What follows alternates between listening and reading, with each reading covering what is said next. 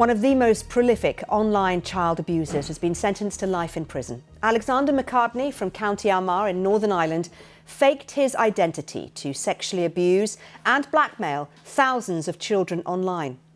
Well, the judge at Belfast Crown Court said McCartney used social media on an industrial scale to inflict terrible and catastrophic damage on young girls across the world. Well, police believe thousands of children were targeted, with many victims never identified. Before sentencing today, McCartney, who is 26, pleaded guilty to 185 charges.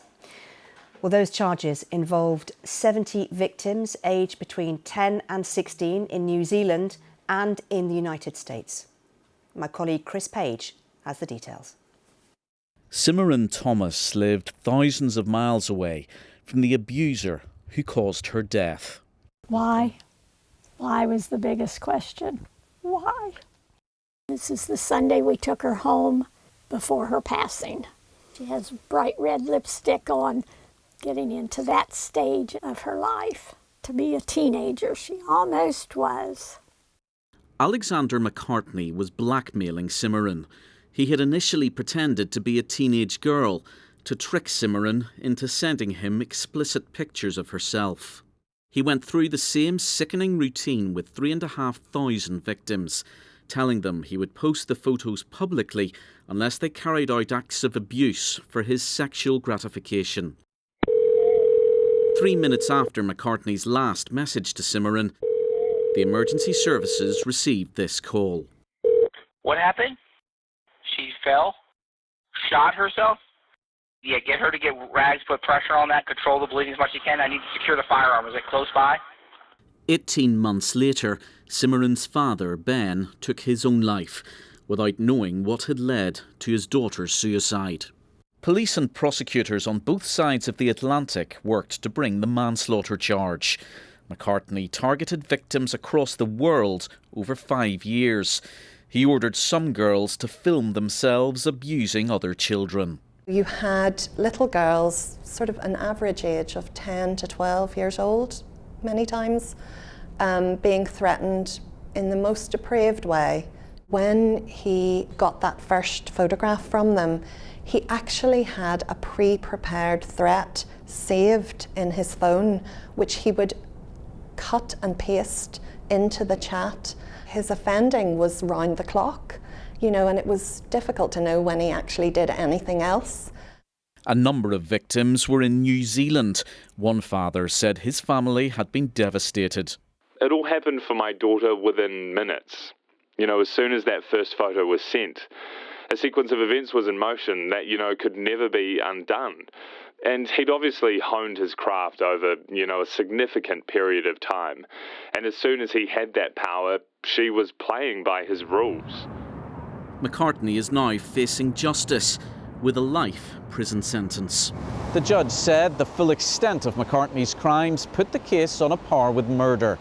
He told the court he couldn't imagine a more dangerous sex offender. The detective leading the inquiry said there'd never been an investigation like it. His offending was on an industrial scale. McCartney's actions have directly caused the death of a child. He may as well have pulled the trigger himself. McCartney must serve at least 20 years before he can apply for early release. The online killer is one of the most prolific child abusers ever to be convicted. Chris Page, BBC News, Belfast. Well, let's cross live now and speak to our tech correspondent, Graham Fraser. And Graham, just bring us up to date with what Snapchat have had to say following this case. Well, as we were hearing from Chris's report there, McCartney's horrible crimes had social media at their heart, in particular Snapchat, an app which will be popular for many people watching at home, and it's also a very popular app for many young people. Now, what McCartney was doing was he was pretending to be a girl on Snapchat, and he was finding girls and then he was flattering them, and he was getting compromising photographs of them, and then he used them to blackmail and threaten the children, with the offences taking place between 2013 and 2019. Now, as you say, Snapchat have released a statement following the sentencing today. It says, "The sexual exploitation of any person is horrific and illegal, and our hearts go out to the victims in this case." If we discover this activity or it is reported to us, we remove it, lock the violating account and report it to the authorities.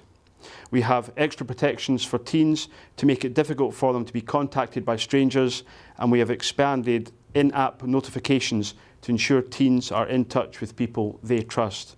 The statement concluded, through our in-app family centre, parents can also see who their teens are talking to and who their friends are. And give us a little bit more detail, Graham, if you can, about what social media companies are actually doing to protect young people in these circumstances now. What have they been saying?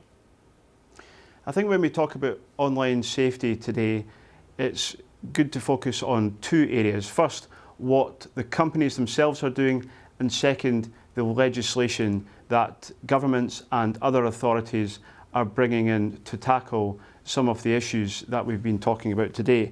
So if we talk about the social media companies first, I'm sure if they were here with us right now, they would tell us about all the features that exist already on their apps, on their platforms to keep children safe. In the last few months, there has been a few more added to certain platforms. For instance, one of the major ones was Instagram. They introduced something called teen accounts. This particularly affected people aged between 13 and 15 and made the accounts private by default. And that means that people who don't follow them wouldn't be able to see their content. It also gave parents quite a lot of ability to control those apps. The second thing that Instagram released, it was just last week, was a feature to try and tackle sexploitation.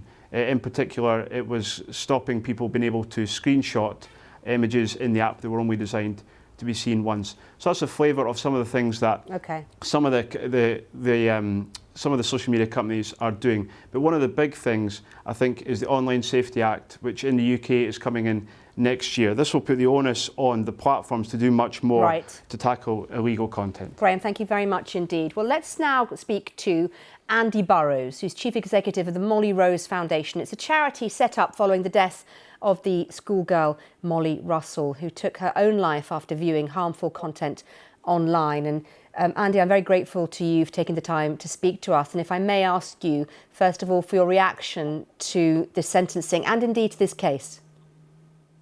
Evening, Mariam. Well, this is a really appalling case, and whilst it's not surprising, it is nonetheless deeply shocking to see just the sheer scale of this man's grooming of children right around the world. I think the sentencing today is really important, not only because a life sentence has been rightly imposed, but because of the manslaughter conviction that was brought about in this case. And I think that's really important because that should send a very clear message to child sexual abusers and to those who wish to harm children across a whole range of ways online, that in this case, with the death of Cimarron Thomas, there is a direct link between what was taking place online and then the culpability for the events that led to the loss of her life.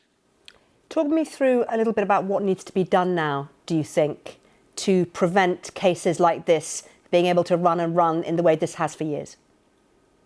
Well, Graham was setting out there some of what the social media platforms claim that they're doing, but the reality is that most of the major platforms, at best, what we see from them is piecemeal action in response to tragedies. Most of the companies have failed to invest in safety upfront by design. They've turned a blind eye to the range of safety risks. And as a result, we see child sexual abuse every year hit new record levels.